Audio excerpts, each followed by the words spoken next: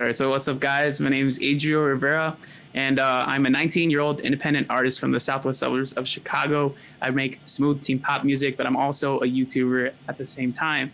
So basically, I make music production tutorials on my YouTube channel all about FL Studio. So like if you're trying to, learn some music production, and if you're specifically an FL Studio user, my channel comes in handy because, I'm teaching everything I know basically about how to use that software because I've been using it ever since I was like 9 years old.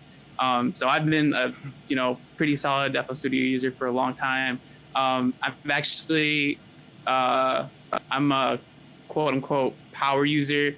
It's like on FL Studio, they will if they do collaborations with you and stuff like that, you have this artist agreement and you're technically they have a power user list, but I'm not listed on there because power users, they have specific people, but it's the same thing, there's I could say that I'm a power user, which is a pretty great flex on my part, which was super dope. But I've also had collaborations with DistroKid, been featured on their social media before, sponsorships, things like that. And just kind of going through this whole music journey, this whole thing along with everybody else too, because one thing that I do on my YouTube channel is I have this series called The Road to 100,000 Subscribers. I currently have 12,400 subscribers, and I'm just slowly documenting the journey to get to that point. And the reason why is because I like being super transparent with everybody that comes to my channel, and my biggest thing is being genuine. So I document my journey, all the things that I do to get to where I'm going. I also like I said, I'm young, majority of people that are doing this stuff, and I want to help as many people as I can, while them also helping me too, because I like building the community thing and all that stuff. But yeah, so I met Andrew since I'm on your channel now. I was a fan of Andrew before it became an acquaintance, I guess you could say. So I came across your channel, and I found all your stuff about Facebook ads because I was really interested in Facebook ads, because I had come across this other artist that was using Facebook ads, and I really liked what he was doing. And plus I was thinking about Facebook ads in the past too, and I never came to doing it. So the other month I was maybe I should try it out. Searched up some stuff, came across your channel. Actually, the first video I saw from you was getting on the Spotify playlists, right? Or getting on your first Spotify playlist. So I came across that video, saw the rest of your Facebook ad stuff, and I was like, shoot, this dude's pretty cool. And I learned a lot from you, which was awesome. And then, we got in contact, which is super dope. And now I'm here. So thank you so much, Andrew, by the way. It's super, super awesome having me on your channel, which I'm honored. Yeah, that's awesome, man. I appreciate you coming on. It's funny because I think I saw you comment on something, and when you look through your comments, I don't know if it's my TubeBuddy plugin or something else, I always see how many subscribers people have when they leave a comment. And every time someone leaves a comment and I see a couple thousand subscribers, I always click. I'm like, why does this person have a couple thousand subscribers? Right. And I know I think you joined a live stream once and you mentioned something, and I checked out your channel, and then a couple days later you ended up making a Facebook ad tutorial, and you gave me a shout out in there, which was dope. I don't know if I've ever had a formal shout out from anyone in a video before. Oh, really? But yeah, so there's a whole lot in there I want to dive into, but the first thing that stood out is, what genre of music did you say you did? So I would consider it teen pop. So you have pop music and the things you would hear on the radio, but teen pop I would consider more of what it's called, teenager pop, the kind of pop that my generation of teens would listen to, so things I guess indie pop would be one of the things, but also just I don't know how to specifically describe it. And that's the thing with all artists, no artist can say what kind of genre they are. Everybody's oh, I'm unique, but I try to categorize it as a teen pop so that it's a little easier to understand. But yeah, that makes sense. I do the same thing where people are what kind of music do you make, and I usually just say poppy EDM, just to make it specific, right, but vague. And then if someone asks, they actually know something about electronic music, and be well, it's kind of future based mixed with pop, I guess. And that's kind of what I roll with. But it is hard to qualify your own music because, you know, we all want to think that we're special snowflakes, but in reality, a lot of artists just kind of sound, you know, at least in the same general ballpark, but none of us want to admit it. But yeah, so you've got like... Right, no, I completely get what you're saying. Yeah, you've got 12,400 subscribers. So let's jump right into your journey on YouTube. So you've been doing music for like a decade now, at least in FL Studio, but when did you start your channel? Right. So I started my channel back in 2016. If I remember right, it's like June 16th, 2016, something like that. And the reason why I started my YouTube channel was because I had been making music for a long time. I started taking it a little more seriously when I entered in high school, my freshman year, which was like 2015.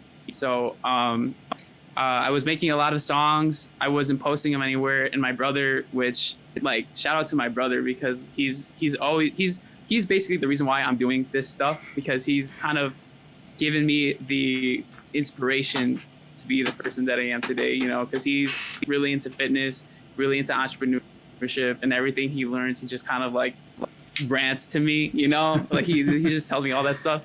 So like he's really inspired me to do all of the things that I'm doing. But anyway, like I was making music, didn't really post it anywhere, and my brother was like, why don't you post it? Like, why don't you just try to put it out there? Like, you know, he was saying like it's possible to attain that dream if it's something that you want to do, and like why not just put it out?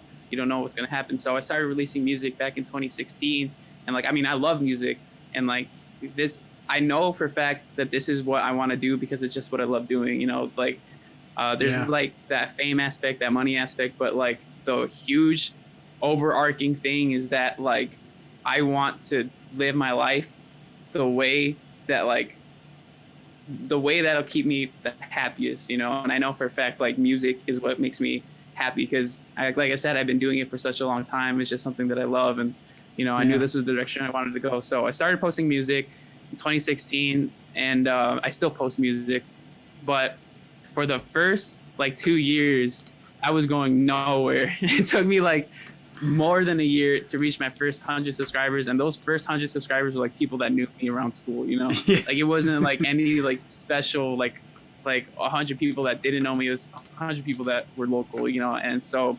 for like the first 2 years I was just in that 100 subscriber range on YouTube because I was only posting my music, posted like one music video, and you know, like it was doing all right, but like I wasn't really growing or like reaching a new audience.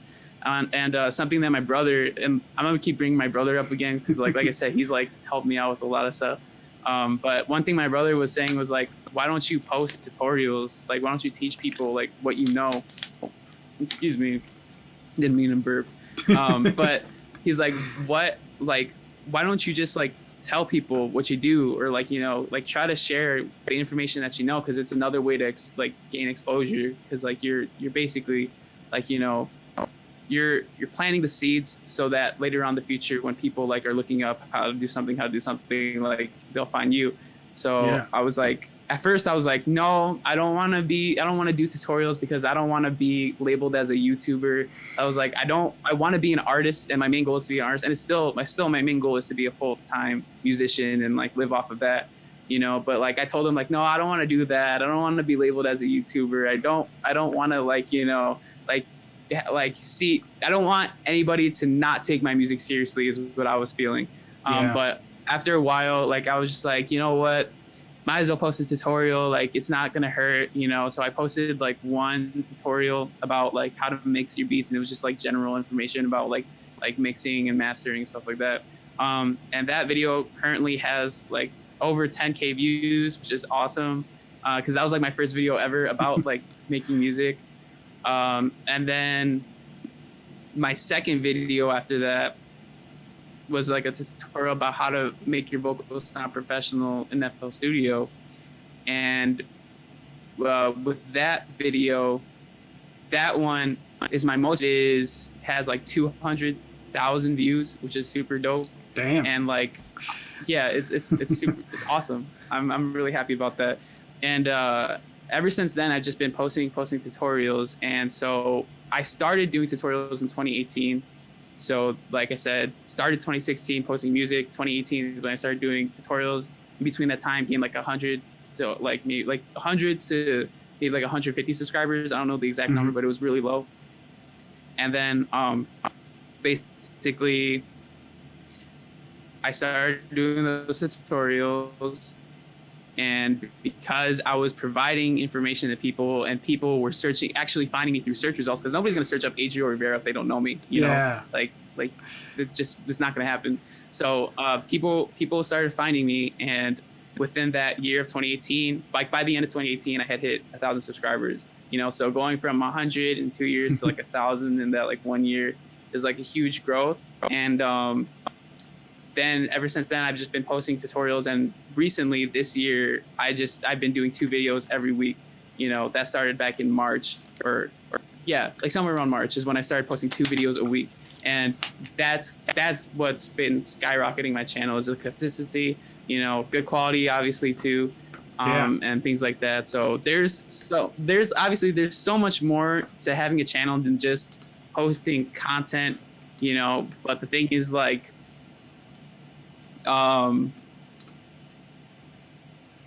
that's just the general idea of like how I got to the point that I'm at right now.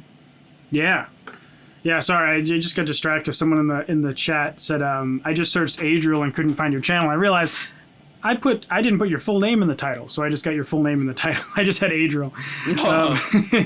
But that's crazy that you essentially took, you said like roughly a year or two to get to 100, and then in another year you went from 100 to 1,000, and then essentially in the last year you've gained like 11,000 or something, or in the last like year and a half year. Right. Which is crazy. So starting off, sorry, I didn't mean to cut you off. I was just gonna say, starting off this year, I had like 5,000 subscribers, and like, you know, basically I've doubled that just from doing consistent content, which is pretty crazy. But yeah, and I think your story of that kind of resonates with. It's kind of the same as every YouTuber I've talked to thus far, where it's like it's super hard to get started, which is why I often say, like, if you get 1,000 subscribers in your first year, you're doing a heck of a good job. Like Tom Dupree III, when I talked to him, it took him several years to get to 1,000, and then he went from 1,000 to 3,000 in the past 6 months. And then Courtney Hawkins, and I haven't uploaded that video yet with her. She had a similar story. I mean, she's only been doing it for 2 or 3 years, and she's up to like 17. Okay, but it was kind of that exponential factor. Right. It's really hard to start, and because you just have to do it, and you have to do it well for a long time. But as you're seeing, like when I look at your videos now, they got great thumbnails, they got great introductions. You're super like easy to listen to. Like you explain things nice. You just seem like a fun guy to watch on camera. So you got the style down, and now the fact you're cranking out 2 videos a week, it just makes sense, like why all of a sudden you're hitting this kind of exponential growth. You know, you're killing it. So, right. Thank you, man. And I love that you bring up the point that it's like it's a hard startup, because in my Discord server, like you joined my Discord server, so you see like the conversation sometimes, but there was somebody that basically was like asking like how long did it take to get, or not, I don't remember exactly what the specific conversation was, but they were bringing up like subscribers and like how long it took for them to get to where the point they were at. So they're like, oh, in the past like 6 months, I've only gained like 50 subscribers, things like that. And I was like, guys, like you got to realize that it took me like years to get my first 100, you know, it took me a long time, like almost 3 years to get my first 1,000. So like you guys are doing really good, you know, and like, like you were saying, like having the high quality content like is a factor too, and like, you know, the consistency and stuff like that too. But if you're like reaching even like those small numbers, if you're reaching it, like you said, in a small amount of time, you have no idea how much it helps for like you in the future, you know? Yeah, and I'm glad you brought up the idea of you didn't want to be, you know, YouTuber and you didn't want to do tutorials, and I get that a lot. And someone just brought it up in the chat. Dream Katari said, "Yeah, my issue is I don't want to do tutorials. I just want to post the beats." And what I tell artists is, like, especially if they're doing the beat thing, a lot of them will just upload beats and wonder why they're having trouble like gaining traction. And I think, like, you don't have to do tutorials, but you have to think of content that gets you in the picture. And for you and me, we went the tutorial route. But yeah, exactly. There's a lot of examples of people who go the blog route or go the entertainment route. But you have to, like, the reason why I think what you do works well is because, I mean, one is that you come across as very genuine, you have great content, but you have a really engaged Discord server, and I think that's because of how the way you've cultivated a community around, like, you. Like, it's not just about the content, it's about the fact that it's you doing the content. Right. And that's what I've been working on more in the past year than thinking about subscribers necessarily, was thinking about the engagement and the community behind what I'm doing, and that brought the subscribers. And if you're not on camera, you really can't build that community or that engagement. Definitely. I completely agree with you. And, like, I think what a lot of it has to do with is, like, the pride aspect. Well, I mean, I can't talk for everybody, but for me, I was too proud of a person to become a YouTuber or, like, you know, a tutorialist, you know, putting myself on camera, trying to teach people. Like, I was like, I don't want to do that. Like, you know, I want to do my music. And I was just, like, too caught up in, like I just want to do this. This is where I want to be, you know. But, like, I didn't realize how much it would help for me to understand what I do more, becoming a tutorialist, you know, and then also, like, how much of, like, an audience that I would, like, you know, create. Like, because, like you said, it's not just about the tutorials, it's also about me. And, like, these people, like, you know, like the Discord that I have, these people are there to talk to me. And if I'm not active in the Discord server is not going to be active. But if I talk a lot, then everybody's going to start talking. So it's like the people that come to you and like your content and subscribe, like, those are the people that are there for you. Like, you know, and yeah, like, the information is part of it, but, like, if they really like what you did, like, you know, like, or if they really like who you are as a person, they're going to want to go with you. And like you said, like, the tutorial route, we went the tutorial route, but there's so many other things that you could go, like blogs, like entertainment, like freaking TikTok is a thing now, and you can, like, make TikToks and stuff like that. Like, that's another way to, you know, grow your... It's a thing now, with the asterisk. Well, yeah, right, yeah, you got a point. But like, the thing is, like everything, like, is under... How do I say this? Everything is related to providing content to people, like, providing value to people. Like, if you're posting beats, it's all, like, if you really think about it, it's all just me. Like, here's a beat, listen to what I made. Like, here's my music, listen to what I made. And that's what I was doing when I first started off. Nobody's gonna care because you're not really showing that you care about them, you know? So having some sort of content to, like, tell people, like, hey, like, for example, tutorials is really great because you're like, hey, like, here's the things I know, let me provide it to you for free so you can, you know, learn too. You can know what I know. So, like, that's showing people that you care about what they do. And then, like you were saying, blogs, talking about stuff on blogs. Like, I've never, like, dove into that realm really. Like, I don't know much about what you would do on a blog, but I know people do, like, reviews on, like, headphones, stuff like that. And one thing that could I guess could, like, provide value is, like, letting people know, hey, maybe you should go with these headphones over these headphones because these headphones sound better than this, you know?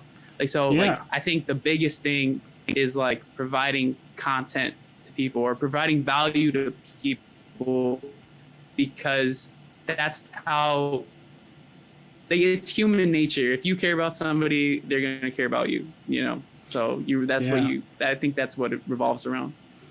Yeah, and even in the beat space in particular, there's a couple channels, and I don't remember their names. What is it, like Kyle Beats or something? Is that the name? But there's a couple that are like this, and they're not necessarily doing tutorials of their beats. They kind of spun it off, and it's almost like they're in a reality show, or it's kind of like a vlog, but it's like they're sharing their day, and they just happen to be making beats during their day, and so they'll start the video off and be like, I don't know, just kind of making up a random example, just be like, hey guys, I just woke up and I'm gonna go get some coffee and then work in the beats, and then they're kind of traveling and they're kind of vlogging almost Casey Neistat style. And then Kyle Beats is exactly, and somebody just put it in the chat too. Kyle Beats, exactly. That's right. When you said that, Kyle Beats was exactly who came up in my mind. And he's almost like created a hybrid style. Like he's kind of doing a tutorial, but it's also kind of like an Andrew Wong experiment, but it's also like a Casey Neistat vlog. And if you do that exact thing, you just be ripping him off. But it's not really ripping him off because you're not Kyle Beats. You're going to have a completely different day, and you might not use the same DAW, you might not make the same music. And maybe like another cool example is Christian Henderson. He's one of the founders of Spitfire Audio, the contact library company. And he has like this fantastic YouTube channel, and he shot from like nothing to like more subscribers than I have in like a year. But his content's fantastic. He'll like start off a video where he's like talking about a sentence. Like he's saying some sentence, and then he just halfway through the sentence, he just like picks it up again on a taxi. And then next thing you know, he's like on a plane, and then he's off the plane in another country. And it's like the sentence just kept continuing. And it's like, how did you film this? It's all just continuous. It's like a well thought out. Mm-hmm. Yeah. And he's vlogging, but he's also talking about music composition and contact libraries and sampling. And that's completely different from Kyle Beats, but it's that same kind of hybrid format. So if anyone's like struggling for, I don't want to do tutorials, like you don't have to do tutorials, but there's other people you can kind of go off a stepping stone of what they're doing. Right. Exactly. And it's to bring up like the whole copying thing, like a couple months ago, I made this video called "All 115 Plugins in FL Studio," and I thought of this idea. This is probably my most tedious video I've ever made before. But I thought of this idea like a couple months before I made it, and because I had watched this video about all Adobe software, because you know how there's so many Adobe softwares, like you can't remember the names of all of them. So there's a video talking about all Adobe software in like 15 minutes. So I was like, dang, that is super cool. Plus, like this video was just posted, and in like the first couple of weeks, it had blown up with thousands or like millions, like 1 million views. I'm pretty sure. So like, it was like it's because it's an interesting video. Like like we use Adobe. I'm sure you probably use some sort of Adobe software. I have the whole suite. Yeah. Right. Exactly. So like, and everybody knows what Adobe is. So like that video is it's such a smart video, and I was like, how can I relate this to FL Studio? So I thought of like all 115 plugins in FL Studio. Like nobody's ever made a video about all the plugins in FL Studio because there's so many. Nobody's made a video talking about all of them in like a short amount of time. So I decided to do a video like that, and I searched it up on YouTube, made sure nobody had already done it before, and like lo and behold, there was literally no video talking about every single plugin in FL Studio. So I made that video, posted it on Reddit, became the top post on Reddit, and that video got so many views in the first like couple weeks. It's by far the best performing video on my YouTube channel to date. In terms of like growth. So like I made that video, and that's actually this is off topic, but that's how FL Studio found me too, through that video.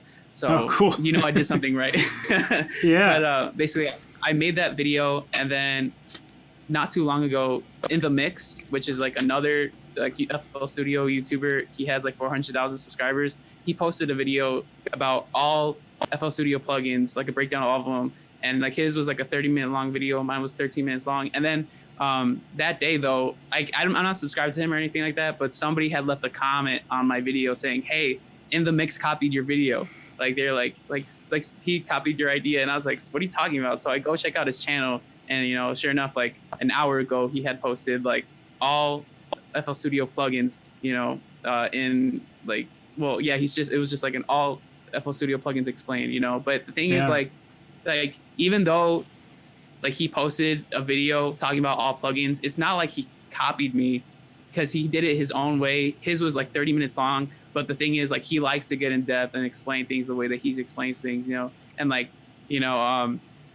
obviously like I'm a little salty because like his video has like 70,000 views and like, you know, but it doesn't matter. Like, you know, I'm happy that he posted that video because people obviously want to know more about plugins, and like something in 13 minutes isn't going to show you all of it. But like the thing I'm trying to say is like, even though somebody has already done something before, that doesn't mean you can't do it again in your own way, you know? Yeah. So, and a lot of copying sometimes is more like learning and then regurgitating in a way. And there's nothing really wrong with it. And also people will have new spins on stuff. Like, I'm not really, like on my channel, I'm not sharing anything brand new about Facebook ads.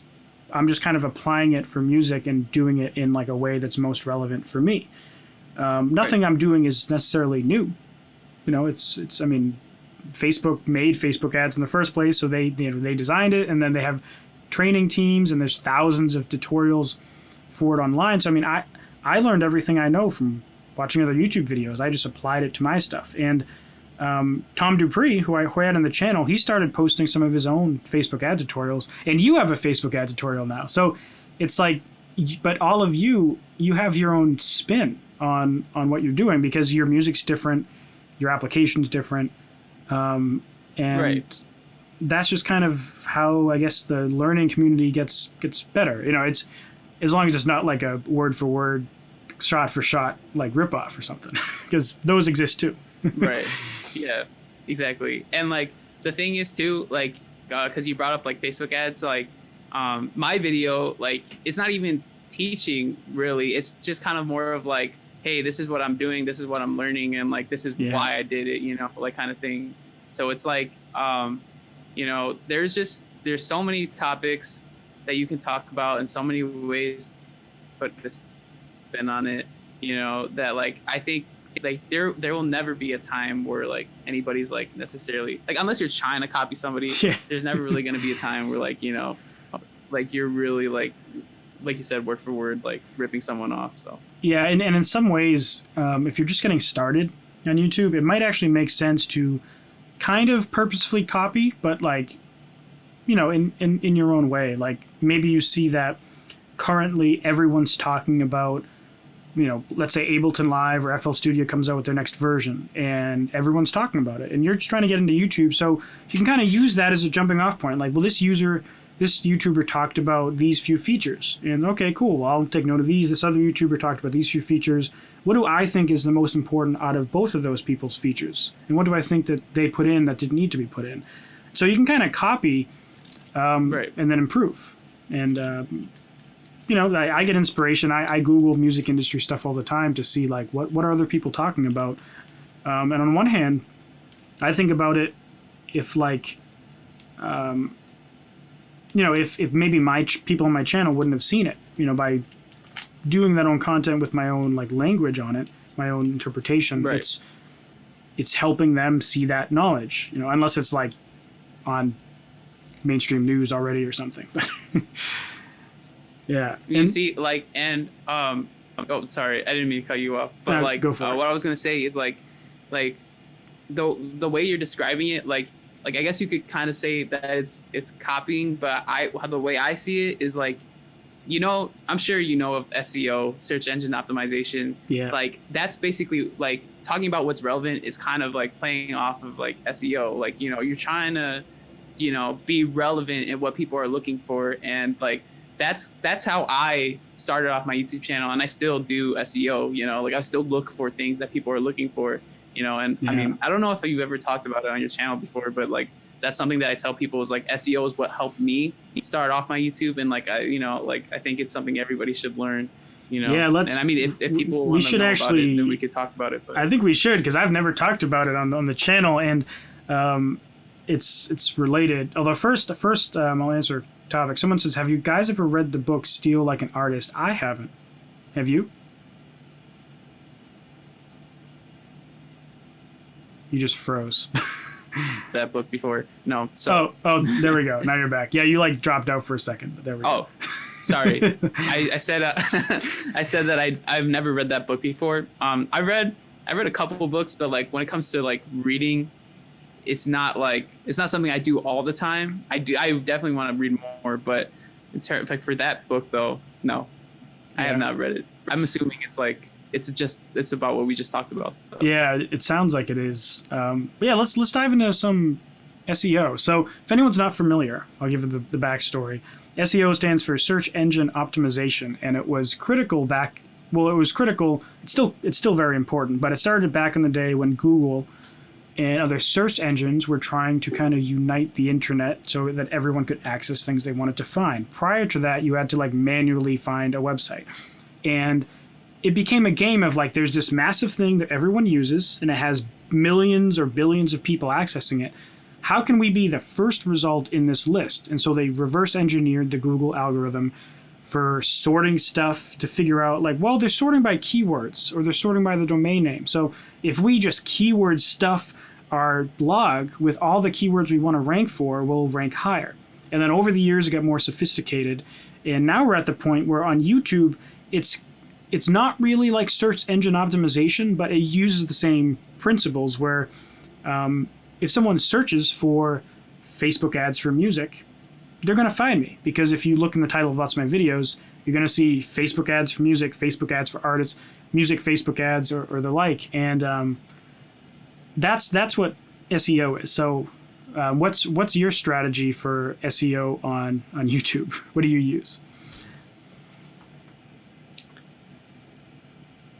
So basically, when I first started off my YouTube channel, like I was learning a lot about SEO, and the biggest thing that I think helped me out a lot was TubeBuddy, which is a Chrome extension that basically lets you see how much a search term is searched for and how much competition there is. And like based off of how much is searched and how much competition, it'll give you a score and telling you how, like, if this is something that's worth ranking for. And basically what I did was I would search up things that like, obviously, like I think most people would want to look. So for example, like how I said earlier, like my most viewed video is called how to make your vocals sound professional in FL Studio, right? So how I came up with that title was literally searching on the YouTube search bar that specific keyword, how to make your vocals sound professional in FL Studio. It came up as one of the options because you know how they give you suggested like results. So basically that was one of the suggested results. Clicked on it, and with TubeBuddy, checked the score. The score was like a 70, which is really good for TubeBuddy. And I was like, all right, seems like something I would want to rank for. So I made an entire tutorial all about that. Put that in the title, right? Like the search term itself was the title because, you know, like it's what people are looking for. Put that in the description, put that in the tags, but then also got other tags that were really related to that topic, you know, and which were also ranking really, really highly in search results. So, you know, just basically put all those tags that were related to the video into the tags and to the description, and then title the video that way. And then also in my video specifically say, today I'm going to be showing you how to make your vocals sound professional on FL Studio, you know, because actually the crazy thing is that YouTube, they like you can optimize your videos just by talking about what the just by talking. It's like It's crazy, the algorithm, like how YouTube works, and like how like Google has their whole what do you call it, like voice recognition. There you go, voice recognition. Like they have that's how the captions are generated. They have voice recognition. It's actually even more sophisticated than that. Like they'll see this video and they'll be able to tag both of our faces and say, like, you know, young, like it'll say like there's two young men in this video, and they'll be able to tag like both of them are wearing glasses. They'll be able to see there's a microphone in the video, and this is automated. So like they'll have a live generated feed where like if there's like a monkey and a dog, it'll be able to tag monkey, dog, and kind of follow them with a confidence score. So they're doing like full image and voice analysis for essentially what is like a very complicated version of search engine optimization. It's nuts. and that's another reason why making quality content is so important, because obviously with good lighting, good quality, like, you know, video, you're getting like everything in the scene like in focus. And then if you're talking about specifically what your video's about, and if you just say, I mean, obviously you don't want to be just saying like all your tags in your video, that'd be weird. But like if you just like, repeat what you're, going to be doing a lot, or if you like, just like mention a lot of the things that that you're trying to rank for, like YouTube's gonna like hear that stuff, and like tag it in the back end, like how you were saying. So yeah. And nowadays YouTube's very sophisticated, because what people did on YouTube at first was they would game the system that way, and they could essentially guarantee they would be at the top of certain results. And then YouTube tried to say like, well, if something gets a lot of views, then it'll kind of go up higher, and if they have a lot of subscribers, they're probably trusted. But then small channels could never grow. So now it's just like super insane optimization algorithm. But I use a similar tool. I use something called Morning Fame, and it's basically just like TubeBuddy. But what you do is you type in, I plan this ahead of time. I'll be like, okay, I want to make a video teaching Facebook ads, for example, Facebook ads for musicians, Facebook ads for music artists, and each of those keywords will have a certain score of search volume. It'll have a score for competition, and then it'll have a score for how many, like how big the channels are that compete in it. Because if you try to rank for something like FL Studio by itself, someone like Kyle Beats is going to crush you because they're just so much bigger. Exactly. Definitely. And these tools like TubeBuddy is essentially the same. I used that for about a year. And what Morning Fame does is like you optimize your title, and you make sure your keyword's also in your description, but it can't just be put in there. It has to be logically worked into like your natural language. Otherwise YouTube will know it's just BS. And your tags are kind of dead now. Like YouTube officially has said like they almost do nothing, but you still optimize them anyways. 0.1% of 100,000 views is a good amount of views still. So you optimize all these things and then make a dope thumbnail that makes people want to click it, and that's kind of the game. Right. And like definitely, like since YouTube is a bigger, sophisticated platform than it was when it first started back in like 2006, which is funny because like I remember like being on YouTube like back when it first started, like 2006, and like like I remember how it used to look like and all the changes that were made, and like I've lived through the whole YouTube era. But you were like 5 when it came out. Yeah.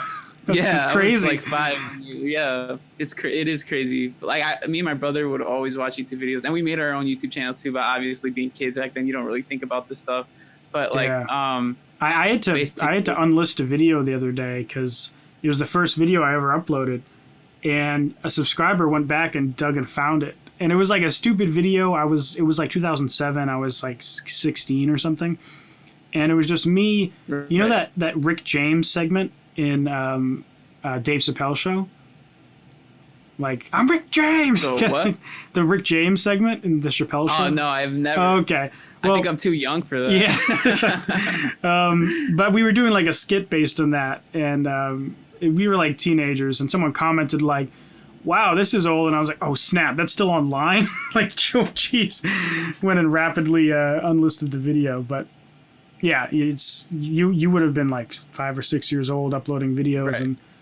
And back then, if you like were smart about it and could kind of see into the future, like you could have really blown up, and a lot of people did. Like, they're still around. Like Good Mythical Morning and Rhett and Link are huge, and Linus. I love Good Mythical Morning, dude. I love them so much. I listen to the podcast all the time when I'm like doing my drive to Iowa and stuff like that. So I love Good Mythical Morning. They're one of my, like, when it comes to this whole like business YouTube stuff, like they're probably one of my biggest inspirations for that stuff. So I'm glad you mentioned them. Yeah, me too. I mean, I like them enough where I've seen them live, and I actually paid to get them. Oh, really? I paid to get the VIP passes to like do the meet and greet picture because I like them so much. But awesome. they're a great example of a machine of a YouTube industry. Like, and in my podcast, right, the Modern Music Marketing Podcast, I did like a 15 or 10-minute podcast episode just breaking down their brand and how they split everything up, because I think they're a great example of just making dope content and making lots of it over a long time. Right.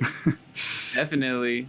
Exactly. I completely agree with you, because when I would listen to their podcast, they talked about, because they talk about their come up, like, and like doing all this stuff. Because you watch Good Mythical Morning, and you see what they do on the show, but there's so much behind the scenes, so much of building the brand that like you don't, like, the average viewer doesn't see on the surface. So like getting to listen to what they say about it, and like doing all that stuff, it's so awesome. I love their story. And man, there's something. Oh yeah, okay, I remember what I wanted to mention. So like we were talking about YouTube and how like it's getting harder, but I definitely still think though that people that are just starting off on YouTube, because I don't want to like close the door on anybody that's like watching right now, just like starting off their channel. Like there, you have opportunity to grow your channel. I see so many channels that started like later than I did that have more subscribers than me, like, and it's all about making the good quality content, posting content consistently, and like having something that people want to share and like, like really like. So like, I don't think YouTube is a bad place to try to grow your your following. Any social media is like a great place to grow. You just got to make sure you're dedicated to it and learn about it, Yeah. I don't think the opportunities have dried up at all either. Like, right. I mean, I'm not going to bring up specifically which one it is, but I have 2 new channels that I have at the moment. And I'm not going to be putting as much effort into them because I don't have time on top of this, which is my main platform. But I'm kind of curious to see, like, one of them I have announced because it's related to this content, but the second one is completely unrelated. And I'm kind of curious to see if I can at least get to like 1,000 subscribers within a reasonable like year or 2 or something like that. Just so I can... and like the oh sorry, like I was just gonna say, like, the thing is too is like YouTube, like you've already done it once, and the fact that you've done it once, you can replicate it again. I think it's like easier once you start knowing what you do, Yeah, and it'll be cool to see if, because then I can use it as an example on this channel. Like, I mean, it's not a music channel, but then I could still say like, this is something that I just created on the side of all the other stuff I do. So if I can do that, like, you can sure as hell do it with your main channel, and because you're gonna care about it a lot. I mean, not that I don't care about what I'm doing in that one, but it'll be your sole focus, Definitely, yeah. Yeah, and let's see. Someone asked a question. Dream Katari again. He's wondering how channels like Chilled Cow, Nostalgia, and Chill Nation are built. And I think those are like the kind of like YouTube playlist channels almost, like they post songs with visualizers. Right, yeah. Like, one of the channels I used to always listen to was Mr. Suicide Sheep. Yeah. And I remember like in middle school, I was subscribed to Mr. Suicide Sheep, and that's how I found like a lot of the music I would listen to back then. I feel like you probably know more about this than I do, because you're actually like a submit hub, like, you're on like those platforms kind of like doing that thing. Like, I mean, just from what I know though, it's like I said, middle school is when I started listening to Mr. Suicide Sheep. So like these people have been around for a long time too, and it's just constant, like, yeah. Yeah, and I've had some interaction with them. Like, one time on I mean, like, this is just so SoundCloud, but one time on SoundCloud, someone hit me up, said, "Hey, I just started a music YouTube channel. I'd love to use your song on my new like YouTube channel." And I was like, "Yeah, sure, go for it." And surprisingly, they didn't ask for money; they just did it. And I found out is because they were trying to start this new brand. And I don't remember what their name was or how big they are now, but like pretty quickly, basically what they did is every 2 or 3 days they hit up one of these artists that, we're happy to get any coverage online. We're happy to not copyright take down their videos because they're just happy about the exposure. And just that alone, like, got them to a couple thousand pretty quick. And they were working hard. Like, they were probably slamming hundreds of people up in SoundCloud. And I know the other way is that, you mentioned these people have been doing it for years. If you're just sharing music around a theme with cool branding on Instagram and on YouTube, and you have hundreds of videos online, it's just kind of like, eventually it's going to go somewhere. If you keep, if you keep like throwing grains of sand in the same spot, eventually you're going to make a pile, Right. Yeah. I brought this analogy up in one of my interviews that I did with Future Sunsets, which he has a YouTube channel. It's like 150,000 subscribers. But I brought up the point that if you like throw one dart at a dartboard, you might not hit the bullseye, but you throw 1,000 darts at a dartboard, one of them is probably going to hit, you know? So like, it's just a matter of keep posting content, see what hits. And also, another thing that you brought up too was like the fact that this channel was reaching out to you, but they were also reaching out to other artists, like, and they grew their channel quickly that way. It circles back to what we were talking about earlier, which is like providing value to people, showing people that you actually care about them. So like, I mean, this channel is showing a bunch of artists that, hey, I like your music. Can I post it on my channel? You know, and like that on its own is like, oh, like, I mean, you care about me, of course. Like, I mean, I'm going to care about what you do a little more. So like, you know, that word of mouth kind of like showing that there's that, you know, there's that value. I think it also helps a lot, you know, with growing your audience. Yeah, and it's at the point now where they don't do that anymore because they get so many submissions for people who want to be on their channel. That so, you know, that's kind of the, I think that's how that all works. And I mean, I'm a playlist curator, so my journey is a little different. You know, what I did is I basically, if someone was like, hey, Andrew, I think in the next couple months, this particular genre, let's say teen pop, is going to be really popular. And I'd be like, And I could get 1,000 follower teen pop playlist within like a week. Like I've gotten it to like a science of, I can just make a Facebook ad campaign. I can make a playlist, make the artwork, make a video for it. And within 7 days and like $150 or so in ad spend, I can get a playlist with 1,000 followers on it. And it'll be pretty engaged. And I think these YouTube people probably figured out something, whether they're running YouTube ads or whether they're running Google ads or Facebook ads. Some of them are probably just good at it because some of these people have like 8 channels of all these different styles. Right. Yeah. I was just about to ask, like, because I see all these like playlists that have like thousands of followers and stuff like that, and just knowing like my friends from school, like they would always be like, hey, like, you know, like I made the Spotify playlist. Like it'd always be the girls like, look at my aesthetic Spotify playlist, you know, like, and it's like, but none of them would get followers, obviously, because there's just like them listening to their music. So like, it's always intriguing. Like, how do these playlists get like thousands of followers? But now you bring up Facebook ads, it makes sense. Yeah, you know, and you're just like sharing it with a bunch of people. Yeah, and there is an organic way to do it too. Like I only have one. Well, I guess my first playlist grew a good amount organically. It got to like a few hundred, and I was like, whoa, this just grew organically. It must be good. So that's when I started running ads on it just to test it. But then at some point, I made a playlist.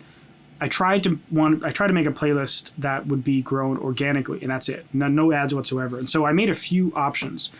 I made one that was singer-songwriters that make you feel, because I didn't have any acoustic music and soft playlists. So I was like, let's make this. It's very specific. There aren't any other playlists with the same name.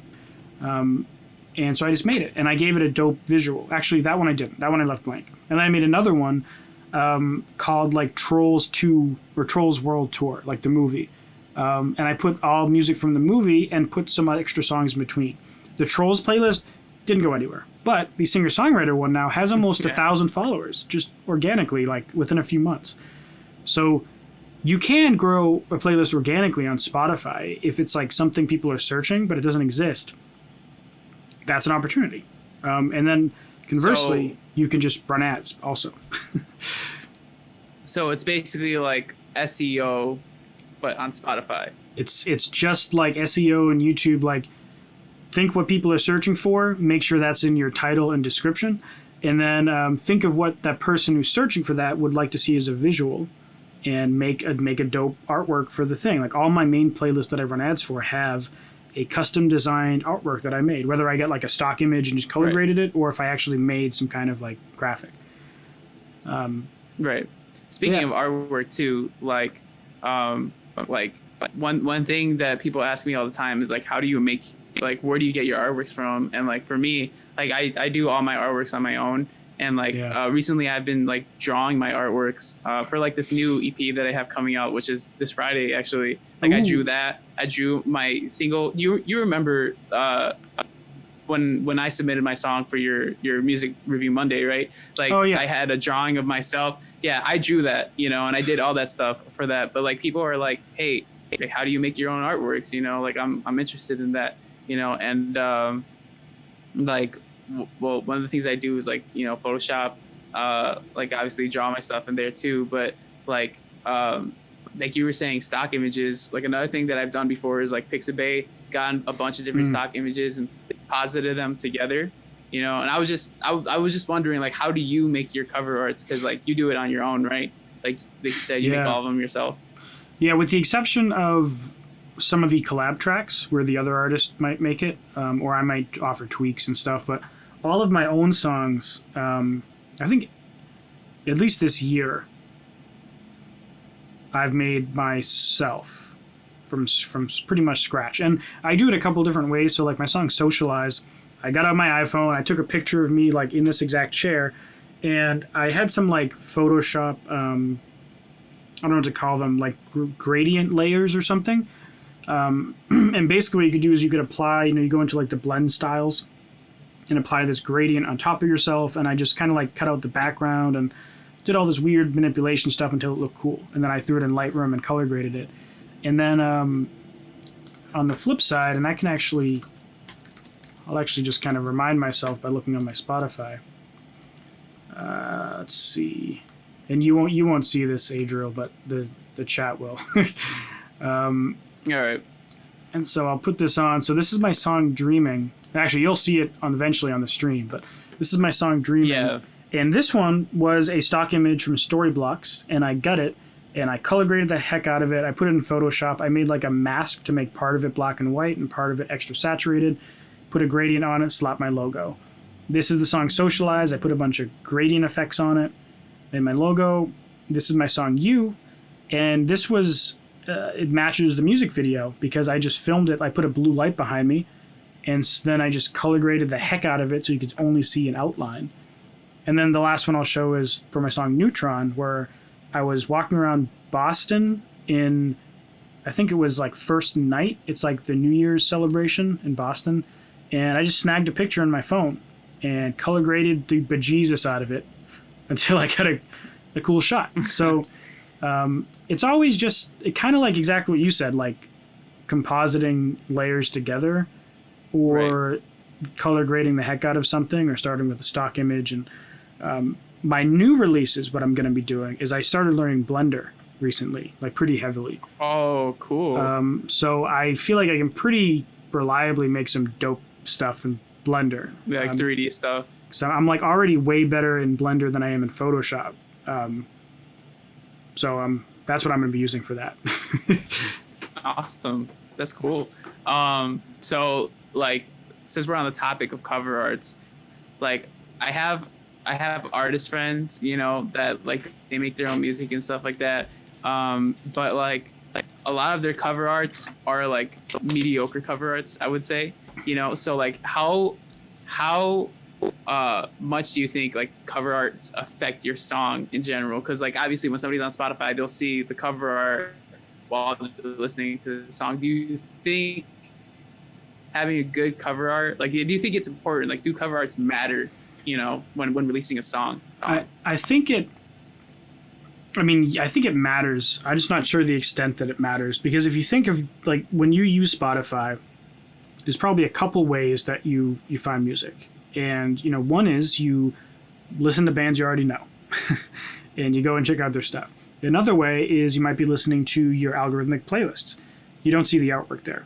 Another way is you might be listening to a user-curated playlist, no artwork there. Right. So I don't know what situations you could get into on Spotify where you would see the artwork and click it, except for your like homepage, which I think that is really hard to get into, but that it could be like an algorithmic thing in some cases. Where I think it could be cool is more on like social media when you're sharing about your song. If you have a dope visual, it's kind of like a don't judge a book by its cover kind of deal. Everyone judges a book by its cover. Exactly. I used to go to hang out at Barnes & Noble like 2 or 3 nights a week, just hang out, read some books, and go to Starbucks. And I bought a ton of books and read a lot for those couple years. And I'd walk up and down the aisles, and I'd just like go down the sci-fi aisle and pick a cool book that had a cool thing, read the back, and if it sounded good, I'd go buy it. It's the same with social media when you're sharing your cover. Now, most of your content isn't just going to be you spamming pictures of your album artwork, but you're going to be sharing like some of it. And if it looks like absolute crap, it's going to hurt the song. So I don't think it has to be like great, but I think there's two kinds of art. There's artwork that is like just visually beautiful, and then there's artwork that you made yourself and it's awesome for your brand. If it's great for your brand, but it's not beautifully like very beautiful, but you made it yourself, that's cool too. Or if it's really beautiful and completely unrelated for your brand, that still might help you. But if it looks like crap and it's unrelated, it's gonna be a mess. So yeah. So one thing with like Spotify, because you know how Spotify has the Spotify Canvas feature. I remember reading about it on their official website, the like artist.spotify.com. They were talking about the Spotify Canvas feature, and they were saying how like Canvas can up your streams by 200%. Like that was one of their stats they were showing. Like, there's a possibility for that. It doesn't. And like, yeah, but like, well, I mean, for me, I haven't seen any like huge increase, but like, I mean, they claim that, but like, I guess what I was trying to say is like, with like artworks too, I guess you could kind of relate that together because like, if you have a visual artwork, like, you know, it would probably bring you up. And then also like how you were mentioning with like your branding, I have a friend that like always writes manifest in like the bottom corner of every single one of his artworks. His name's Prez, and he's like a rapper. He's really dope. Love this dude. We went to high school together, and like, you know, we're still music buddies all the way through, which is, anyway, getting off topic. He like, for his brand, he's always putting manifest in the corner of his like his artworks, you know, because that's his brand. Like for me, I always say like what's up geniuses, or like show your genius, like, you know, at the beginning and end of my videos, like that's my brand. And like for him it's manifest, like, you know, like he has his record like LLC that he established, which was Manifest Records, and like, you know, he does stuff like that. So but for me, something that I started doing, or like I'm going to start doing, is like drawing all my cover artworks, always having myself in the cover artworks, and like making sure that I'm like always wearing like the same kind of clothing. So you know Arizona Zervis, right? No, actually, Arizona Zervis. Yeah, Roxanne, like that song that blew up. Yeah. Yeah, so like every single one of his cover arts looks very similar. It's all black and white, you know, and like they're set up the same way. Same thing with Russ too. Russ has like cover arts where they're very simple, like, and like very like what would you call it?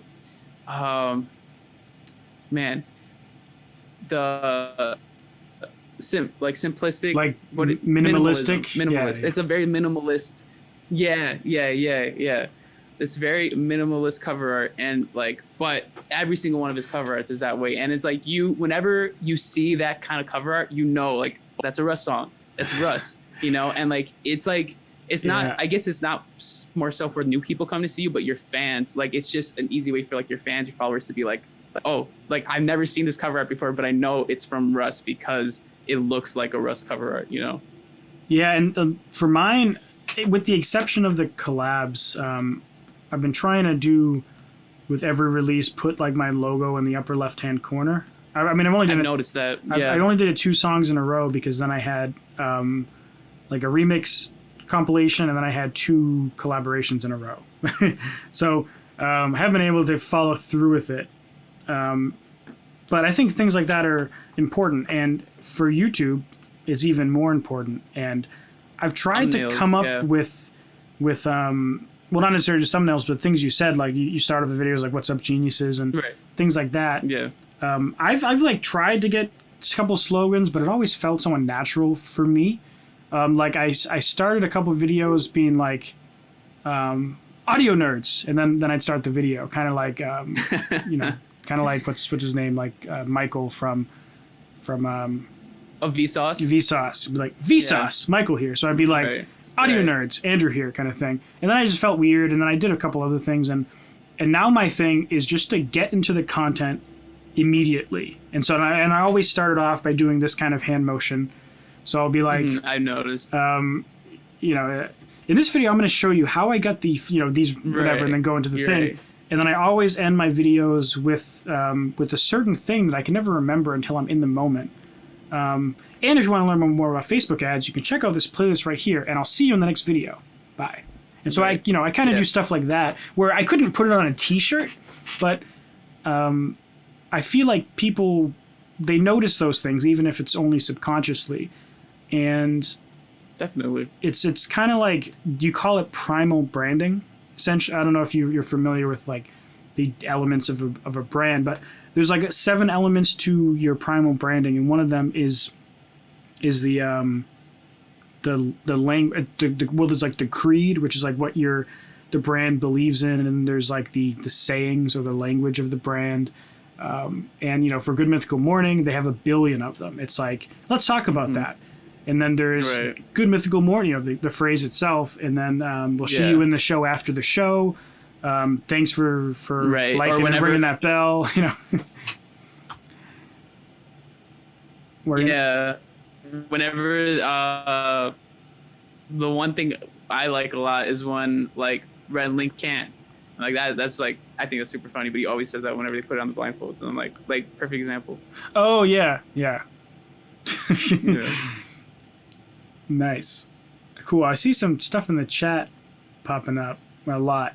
Oh man. I missed a bunch of things. I feel like if you're feeling like giving up, you're probably focusing on the wrong things.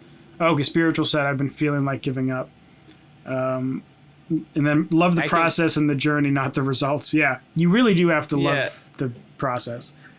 Yeah, definitely. And okay, I wanna talk to Spiritual. I'm gonna talk to you directly, Spiritual. If you're still here, I hope you are, because like when it comes here, I'm looking to the camera too. I'm not gonna look at Andrew. I'm gonna look at you in the camera, like because like everybody, like trust me, everybody's got those moments of like feeling like giving up, because like it's just a natural thing. Like you feel like you're doing something, you keep doing it and doing it and doing it, and like you're not seeing any results. Like you're gonna want to give up, and like there's been so many times. I'm sure Andrew relates to it too. Like there's so many times where I feel like I wanted to give up because like I'm not getting the results that I want to get. But like, I look back at the things that I've done and I'm like, if I had given up 3 months ago, I mean, I wouldn't be here where I am right now. And like, it's like starting off, it's so much harder because obviously you don't see the results right away, but it's like you got to remember that it's just like another hurdle, and if this is something you really want, like always remember what you're doing it for. Like for me, like I'm trying to make my life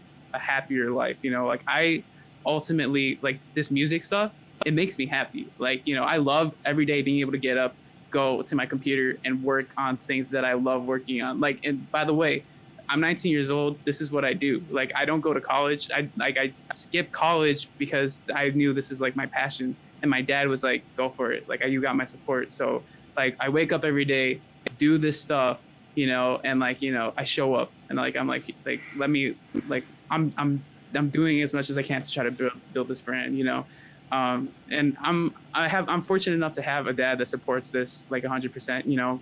I know a lot of people don't have the support from their family, and it's even more difficult when you don't. But like basically, like I do it though because it makes me happy.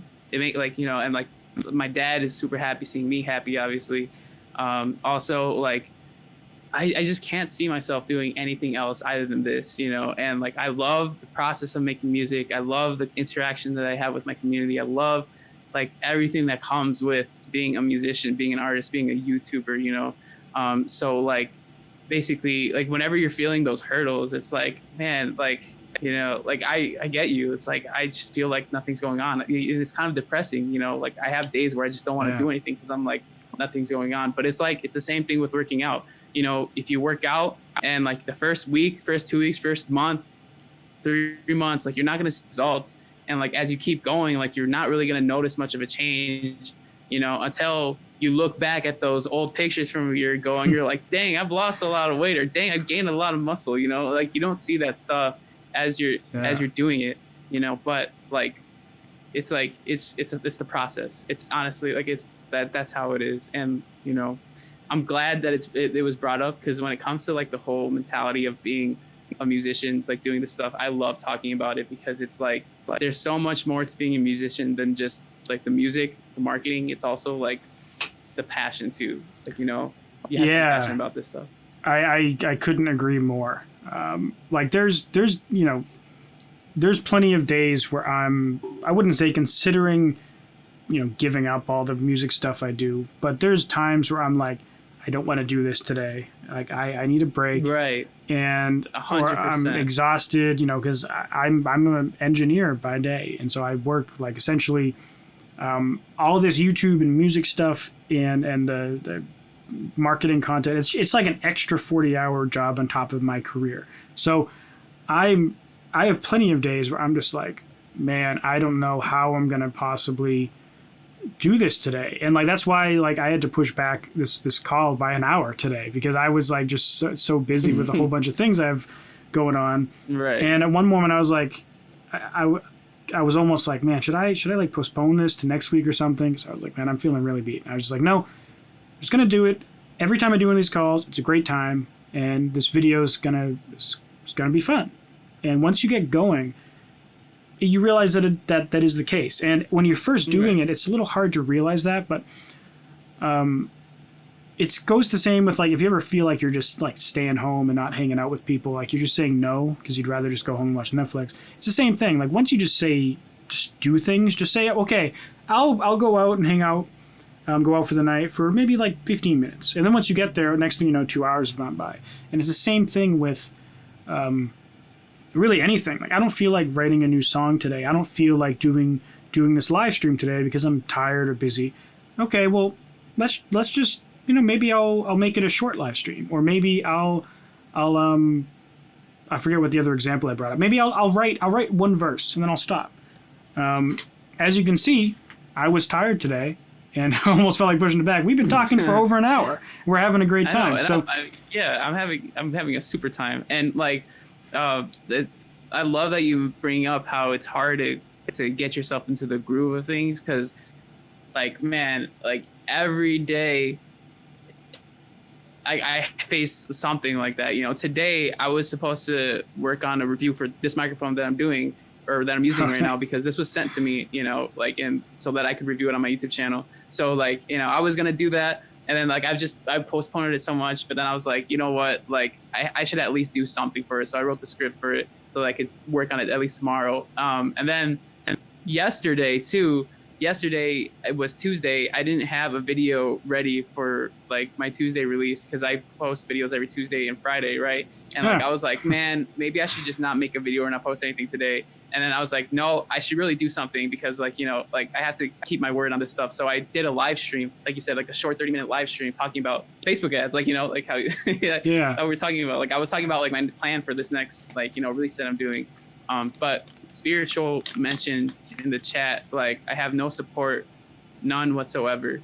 And I mean, like that's hard. That's a hard thing.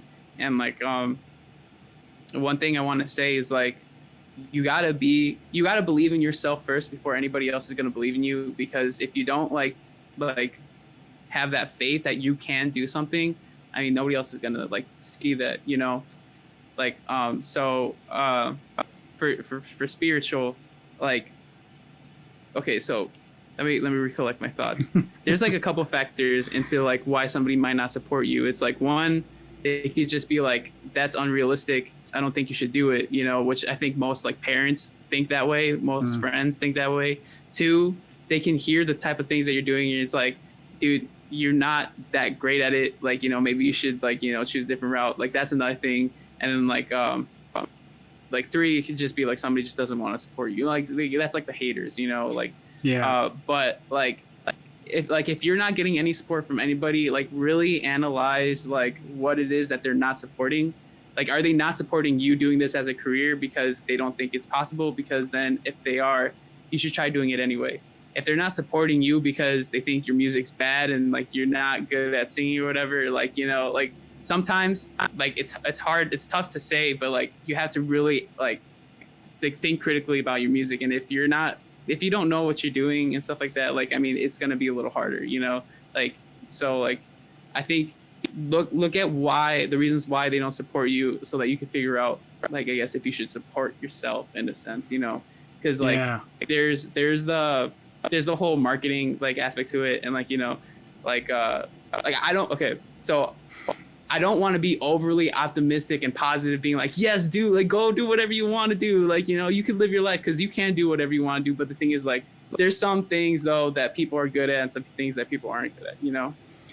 Yeah, I mean, I'm probably guilty at some moments where, you know, saying like, just got to go out and just do stuff. And you know, at the end of the day, not every single person that tries doing the stuff that I teach in music marketing is gonna get a stable career in music or make any amount of good money in music. And that's a fact. But I mean, I think at the end of the day, stuff like that comes down to more of who has the tenacity to see it through more than anything. And also like there's unexpected life stuff. Like one day someone might wake up and find out they're having like twins or something. And then, you know, all of a sudden they got to change their life priorities.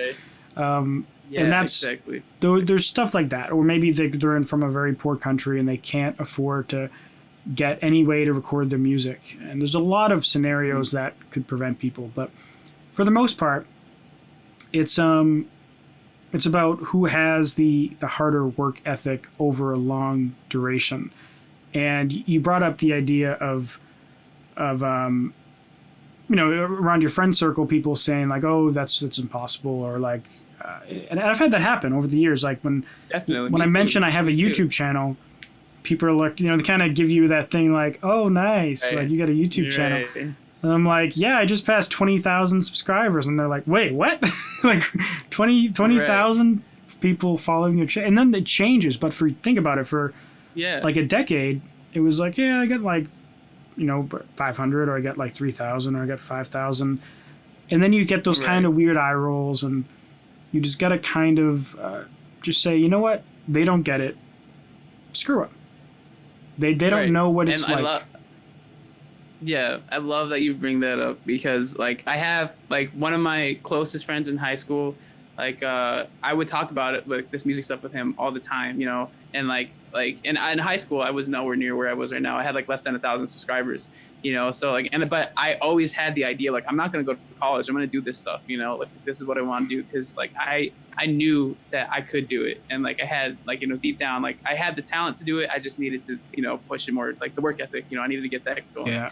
And like I would tell my friend this all the time, like he was my best friend, and like I would tell him all the time, like, dude, like this is what I want to do, like, you know, like I can't wait. And he'd be like, yeah, dude, I support you, but you should probably go to college, because stuff like this doesn't really work out for most people. And I was telling him like I get what you're saying, I appreciate it, but that's not what I'm doing. It's not me. And like now that he's in college, and like I'm at the place where I'm at right now, like he tells me like, dude, like I don't want to be in college right now. He's like, I hate taking classes. And he was like, I just want to work for you already. And like, I love the fact that you're doing this, you know? So it's like, and like perspectives change, you know, obviously based on what you've been able to accomplish. But like, I've had times where people in my class would be like they'd be talking about my music and stuff, or like I would talk about my music and they'd be like, how many subscribers do you have on YouTube? And I'd be like 1,000, and they'd be like, 1,000, like dang, that's actually pretty good, you know, like obviously that's not like amazing, but like,